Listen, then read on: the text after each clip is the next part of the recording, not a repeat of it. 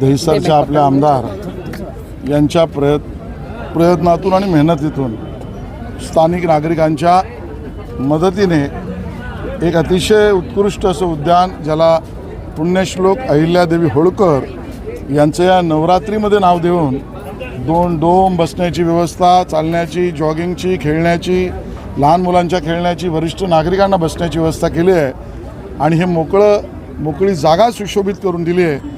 त्याबद्दल खूप अभिमान आहे, कौतुकही आहे आणि इथल्या नागरिकांना त्याला उत्तम प्रतिसाद दिला याचं समाधान आहे। ऐन नवरात्रीच्या काळात आय लव्ह मोहम्मदचं मालाडच्या मालवणी परिसरात बॅनर लागले होते, त्या प्रकरणात आपल्याला काय मत आहे? आम्ही आय लव्ह अहिल्याबाई होळकर हेच आमचं उत्तर आहे।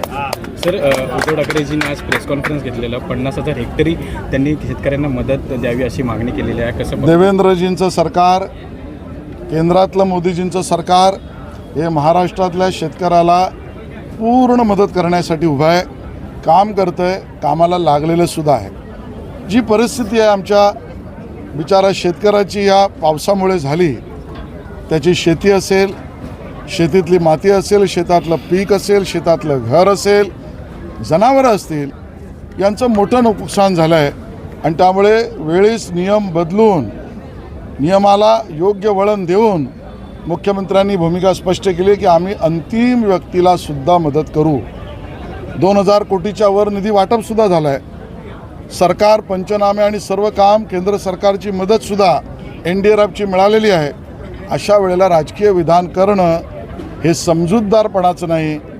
उद्धवजी हे बरं नव्हे, एवढंच मी त्यांना। महाराष्ट्र की सरकार देवेंद्र जी के नेतृत्व में और केंद्र की सरकार माननीय मोदी जी के नेतृत्व में महाराष्ट्र के किसान, उसकी ज़मीन, उसका जनावर, उसका सभी चीज़ें जो नष्ट या दुर्भाग्य से पीड़ित है, उसमें राहत देने के काम में जुटी हुई है। 2000 करोड़ से भी ऊपर का राशि का वहाँ पर कर्तव्य इस रूप में वाटप भी शुरू हो गया है और भी जो आवश्यकता उस काम में नियमों को बाजू में रख कर भी काम करने का निर्णय माननीय मुख्यमंत्री जी ने दिया है।